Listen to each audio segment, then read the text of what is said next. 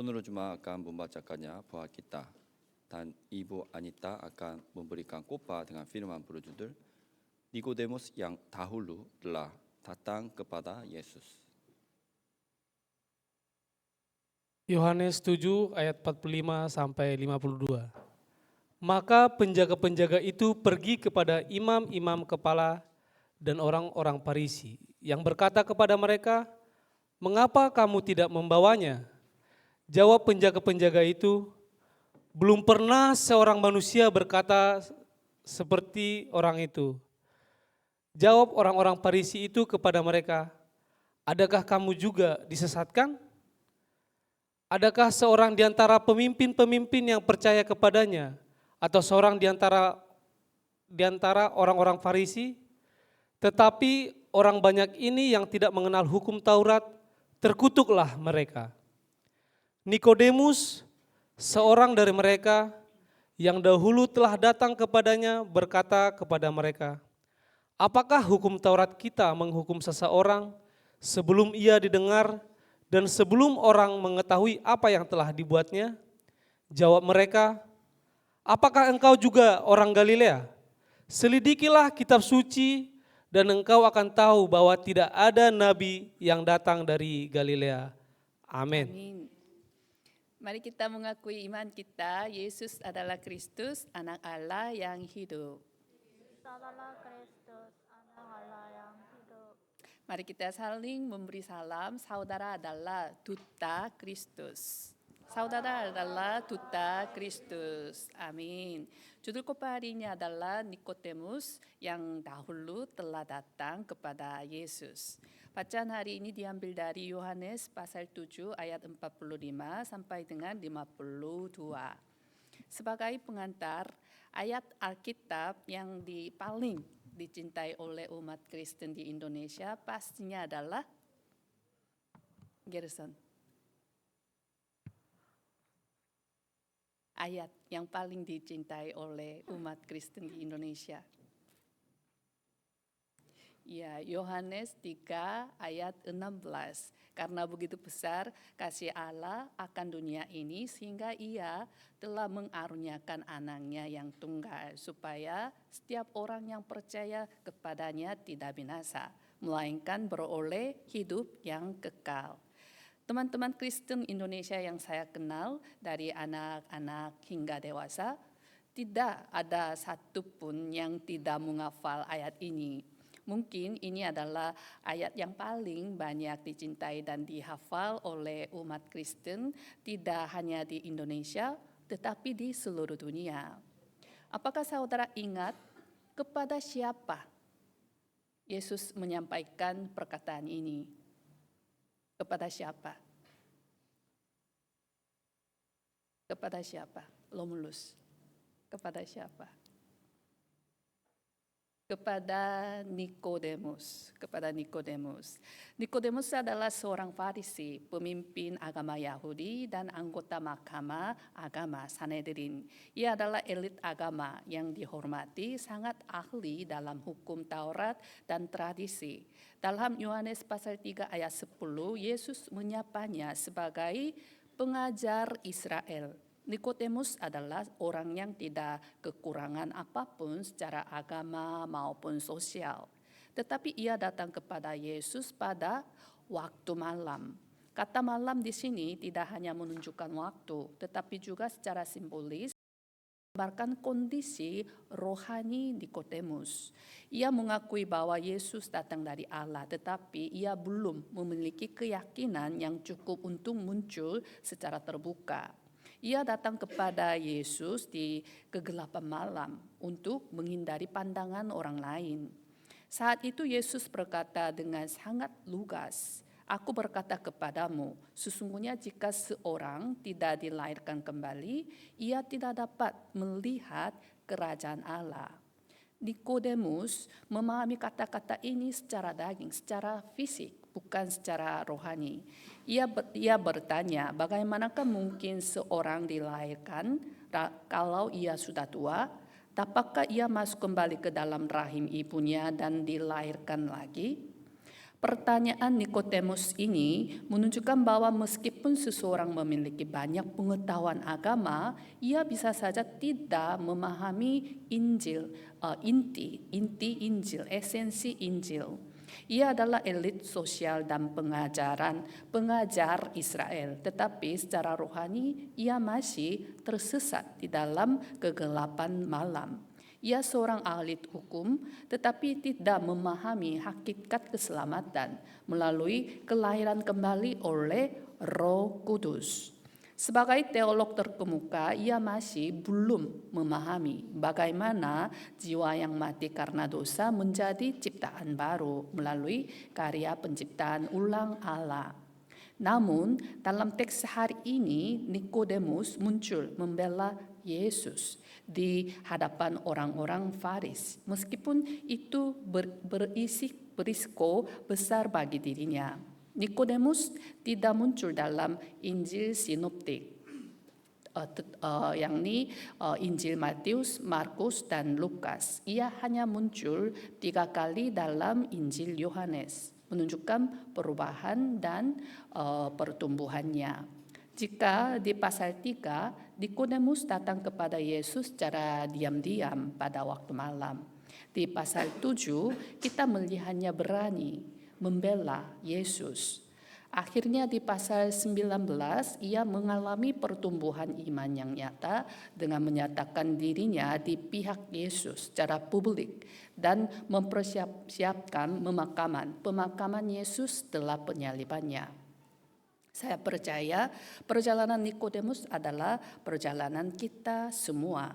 Saya harap seluruh jemaat kebaktian berbahasa Indonesia di Gereja Yewon dapat melihat pekerjaan Allah yang setia terhadap diri kita dan jiwa-jiwa di sekitar kita melalui perjalanan perjanjian Nikodemus hari ini.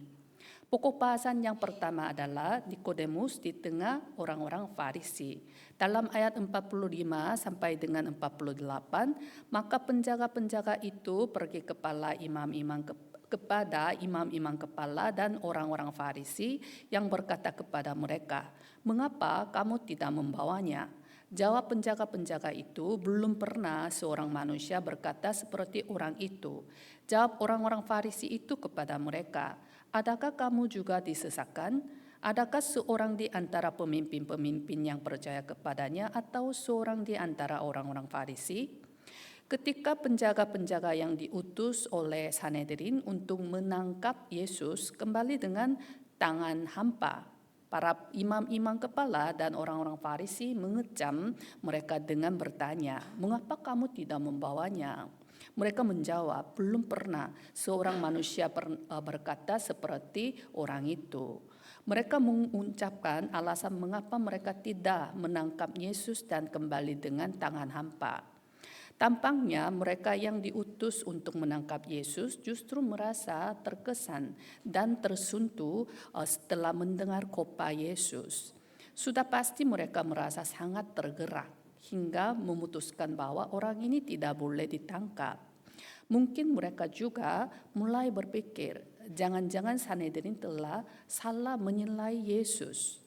Itulah sebabnya mereka berani kembali dengan tangan hampa meski tahu akan menghadapi kecaman.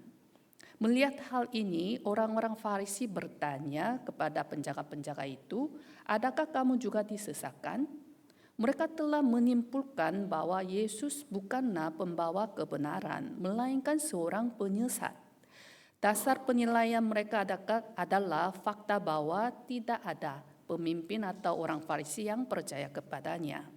Artinya, maksud perkataan mereka adalah karena kami tidak percaya, maka Yesus pasti salah. Mereka tidak menjadikan Allah sebagai standar iman, melainkan menjadikan organisasi agama, Sanhedrin, dan kelompok agama orang-orang Farisi sebagai tolak ukur mereka. Meskipun hanya Allah yang menjadi hakim, mereka menjadikan organisasi agama dan penilaian pribadi mereka sebagai standar mutlak. Bahkan mereka melampaui sekedar teguran dan mulai melontarkan kutukan. Dalam ayat 49, tetapi orang banyak ini yang tidak mengenal hukum Taurat terkutuklah mereka. Di sini tidak mengenal hukum Taurat bukan berarti mereka tidak pernah diajarkan hukum Taurat sama sekali, melainkan mereka tidak menerima pendidikan yang sistematis dan profesional seperti orang-orang Farisi tersebut. Orang-orang Farisi merasa hanya mereka lah yang memiliki pengetahuan Alkitab yang benar, dan mereka menilai rakyat jelata telah tertipu oleh Yesus karena mereka tidak terpelajar, mereka bodoh. Tentu saja mengetahui Alkitab dengan mendalam itu penting. Sebab dengan pengetahuan itu kita bisa menghindari pemikiran sesat dan bidat. Semakin kita tahu Alkitab, semakin jelas kita memahami kehendak Allah. Namun, sebelum mengetahui kehendak Allah dan rencana Allah, jauh lebih penting untuk mengenal pribadi Allah itu sendiri. Sangat penting untuk mengetahui seperti apa hati Allah. Allah menghendaki semua orang beroleh keselamatan, dan Ia ingin menghidupkan serta membangun semua orang. Daripada menjadi sombong karena banyak pengetahuan Alkitab lalu menghakimi orang lain sembarangan, jauh lebih baik memiliki sedikit pengetahuan namun tetap rendah hati. Seseorang mungkin bisa menghafal ayat-ayat Alkitab dengan fasih, tetapi jika tidak memiliki kasih Allah, ia tidak lebih dari gong yang berkumandang. Meskipun mungkin tidak tahu persis di mana ayatnya tertulis atau siapa yang mengucapkannya, Allah akan jauh lebih bersukacita jika kita mengasihi jiwa-jiwa dengan hati Kristus Yesus. Alkitab diberikan bukan sekedar untuk menumpuk pengetahuan tentang rencana Allah, melainkan untuk mengenal Allah. Karena itu kita harus berusaha bukan hanya untuk mengumpulkan informasi saat belajar Alkitab, tetapi untuk mempraktikkan isi Alkitab tersebut dalam kehidupan sehari-hari. Kita tidak boleh mengabaikan atau mengutuk sesama seperti orang-orang Farisi, melainkan harus mengajar dan membimbing mereka dengan kesabaran dan kasih. Nikodemus yang dahulu telah datang kepada Yesus juga seorang Farisi, juga adalah seorang Farisi. Ia berada di tengah orang-orang Farisi itu. Namun ia mulai memiliki pertanyaan-pertanyaan dalam hatinya. Ia pasti terus memikirkan kata-kata Yesus. Meskipun saat itu ia belum memahaminya, firman Yesus itu hidup dan kuat, bergerak di dalam hatinya, dan Roh Kudus sedang bekerja di dalam dirinya. Demikian juga dengan kita. Saat pertama kali mendengar firman Allah, terkadang kita memahami dengan pemikiran pribadi sehingga menafsirkan perkataan Yesus dengan cara yang aneh. Namun, seiring kita terus mendengarkan firman, kita akan sampai pada pengakuan iman yang benar. Itu semua karena Roh Kudus yang mengajarkan kita.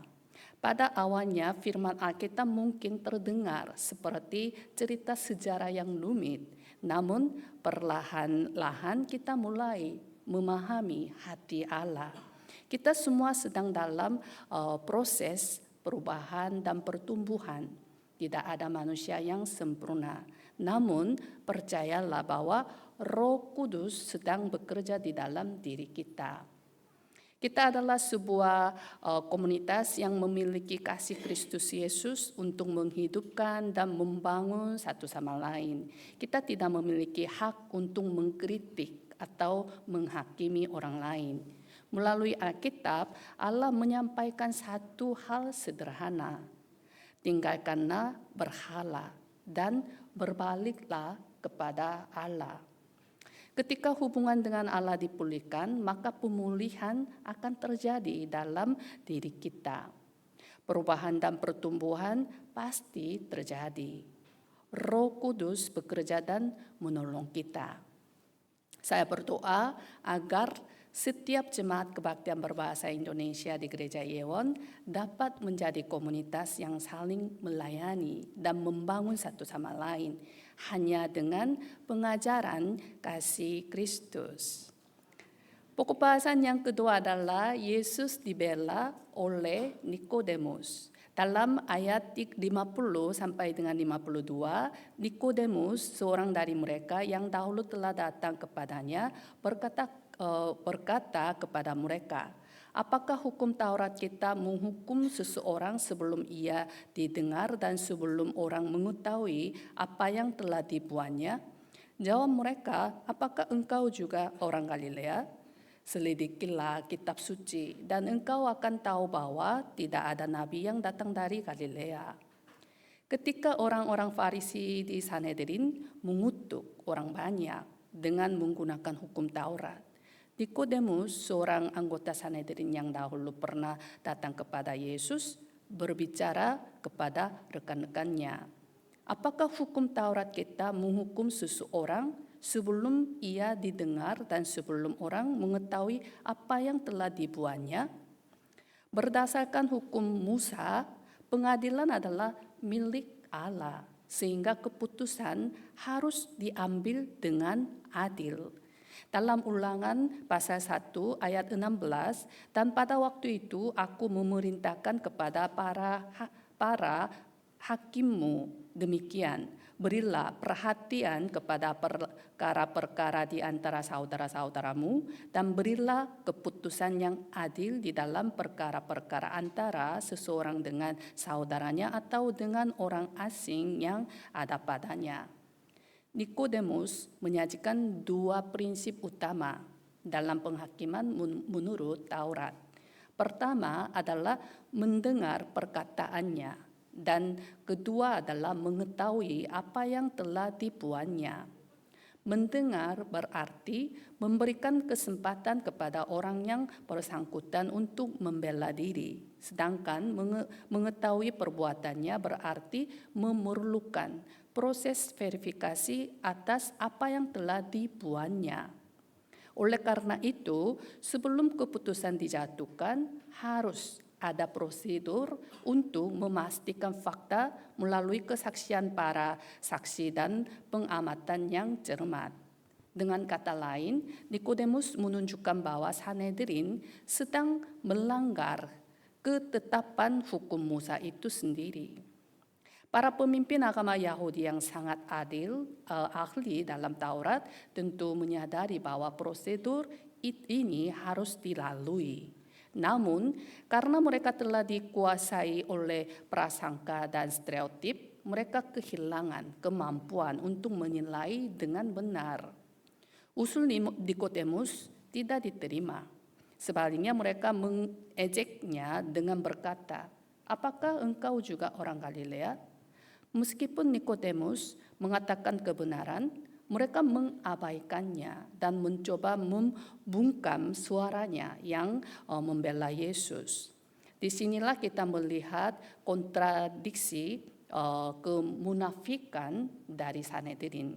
Mereka yang mengawasi hukum, mengajarkannya dan mendesak orang lain untuk menaatinya. Mereka yang menyebut diri sebagai penjaga Taurat. Justru mereka sendiri tidak mematuhi prinsip dasar hukum tersebut. Mereka mengutuk orang banyak karena dianggap tidak tahu hukum, padahal mereka sendiri tidak mempraktikkan apa yang sudah mereka ketahui. Tidak heran jika Yesus pernah berpesan kepada murid-muridnya mengenai masalah ahli-ahli Taurat dan orang-orang Farisi yang munafik ini. Dalam Matius 23 ayat 3, sebab itu turutilah dan lakukanlah segala sesuatu yang mereka ajarkan kepadamu. Tetapi janganlah kamu turuti perbuatan-perbuatan mereka, karena mereka mengajarkannya tetapi tidak melakukannya. Perkataan Nikodemus adalah sesuatu yang sama sekali tidak disangka-sangka oleh para pemimpin agama Yahudi. Hal ini karena secara lahiriah Nikodemus adalah bagian dari kelompok mereka. Namun, karena ia menilai bahwa sikap permusuhan membabi buta terhadap Yesus adalah salah, ia memberanikan diri untuk menunjukkan ketidakadilan tersebut. Pada waktu itu, kelompok pemimpin agama memiliki ikatan yang sangat kuat dan mengikut Yesus, berarti siap kehilangan posisi religius serta sosial. Karena Nikodemus adalah orang yang berada di dalam kelompok tersebut, pembelaannya terhadap Yesus berarti ia sedang mempertaruhkan kedudukan dan reputasinya sendiri. Saya harap seluruh jemaat kebaktian berbahasa Indonesia di Gereja Yeon dapat dengan berani memancarkan terang Kristus dengan iman yang membela Yesus di tengah-tengah dunia dan di antara orang-orang yang tidak percaya. Sebagai kesimpulan, hari ini kita telah melihat bagaimana Nikodemus yang dahulu telah datang kepada Yesus secara diam-diam pada waktu malam, bertumbuh menjadi orang yang membela Yesus di hadapan Mahkamah Agama Sanhedrin. Namun, titik di mana iman Nikodemus bersinar paling terang adalah di samping salib Yesus dalam Yohanes pasal 19. Ketika Yesus menyerahkan nyawanya di kayu salib, semua murid melarikan diri karena ketakutan. Justru pada saat itulah Nikodemus muncul. Dalam Yohanes 19 ayat 39, juga Nikodemus datang ke situ. Dialah yang mula-mula datang waktu malam kepada Yesus. Ia membawa campuran minyak mur dengan minyak kaharu, kira-kira 50 kati berannya. 50 kati minyak mur dan kaharu itu berannya sekitar 34 kilogram. Ini adalah jumlah yang sangat luar biasa, yang biasanya hanya digunakan untuk pemakaman seorang raja. Nikodemus yang di pasal 3 datang secara sembunyi-sembunyi di kegelapan malam, kini di tengah hari yang terang benderang di hadapan semua orang dengan bangga menyatakan Yesus sebagai Raja sejati. Saat mempersiapkan khotbah ini, saya mencoba menggantikan nama Nikodemus dengan nama teman-teman kita yang pernah beribadah bersama. Beberapa di antara mereka ada yang sudah pulang ke Indonesia, ada yang karena berbagai alasan sedang meninggalkan bangku ibadah, dan ada pula teman-teman Muslim yang kita temui saat menginjili. Saya menyebut nama mereka satu persatu. Beni yang dahulu telah datang kepada Yesus. Beni di tengah dunia. Beni membela Yesus. Beni mengaku Yesus sebagai Raja.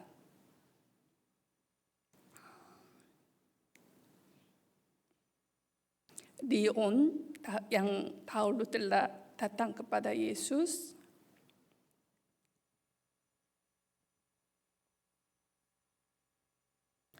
Dion di tengah kaum Muslim. Dion membela Yesus. Dion mengaku Yesus sebagai Raja. Chris, Herman, Joko, Salomo, Yuki, Cia, Aldo, Adriel, Aliang, Rani, Rini, Rosa, Hari, Yulia, Abil, dan lain-lain.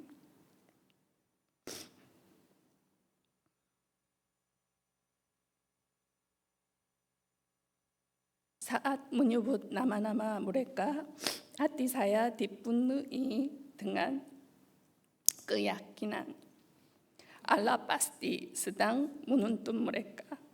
Mungkin saat ini mereka tampak seperti Nikodemus yang sedang melihat di waktu malam, tampak sedang bingung karena belum memahami prinsip-prinsip rohani.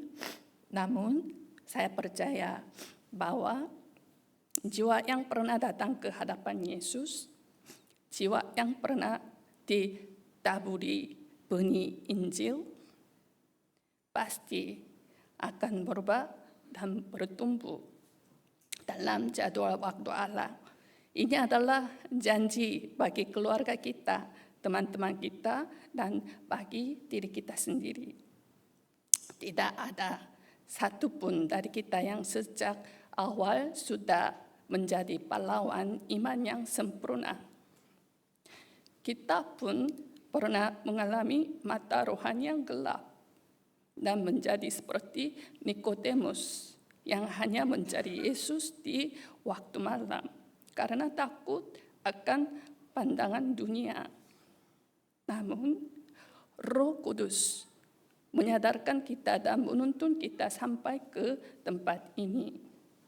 Jika Allah adalah Tuhan yang telah mengubah kita, maka Ia juga pasti akan mengubah anak-anak, teman, keluarga, dan kenalan yang sedang kita doakan.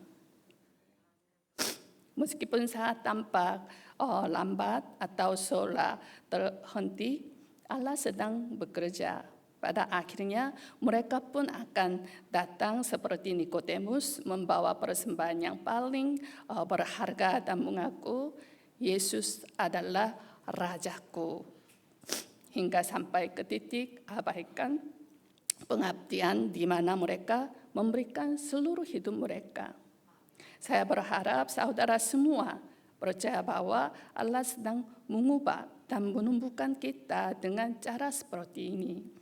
Saya berdoa agar setiap jemaat kebaktian berbahasa Indonesia di Gereja Yewon seperti Nikodemus yang keluar dari kegelapan malam waktu menuju terang Kristus menjadi saksi-saksi di mana firman Allah digenapi melalui hidup kita dan menjadi komunitas yang terus berubah dan bertumbuh.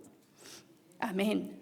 Mari kita berdoa. Bapa yang penuh kasih dan rahmat, kami bersyukur karena hari ini Engkau telah mengajar kami melalui kisah Nikodemus yang dahulu datang kepada Yesus di waktu malam, namun telah tumbuh menjadi murid sejati yang menjaga sisi salib Tuhan.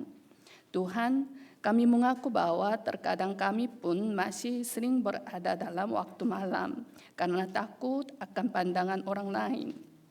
Ampunilah kelemahan kami yang mungkin sudah mendengar firman-Mu tetapi hanya memahaminya sebatas pikiran saja. Sementara dalam kenyataan hidup kami masih lebih mementingkan posisi dan reputasi diri sendiri daripada Engkau. Ya Roh Kudus yang tidak pernah menyerah untuk menumbuhkan benih Injil yang telah tertanam di hati Nikodemus, bekerjalah dengan cara yang sama di dalam hati seluruh jemaat kebaktian berbahasa Indonesia di Gereja Yewon ini.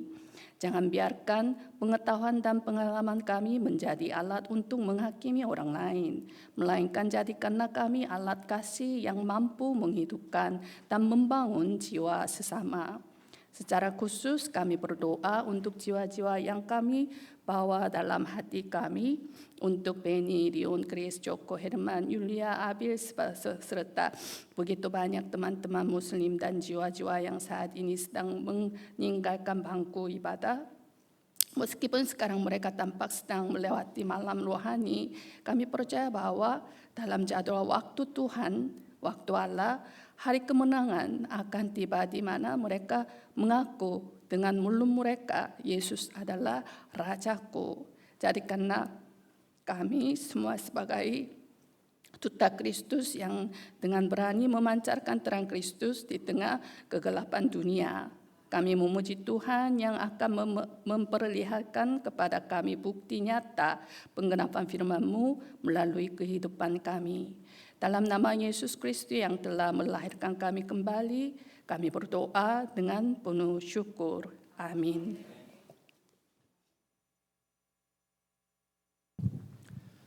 Sekarang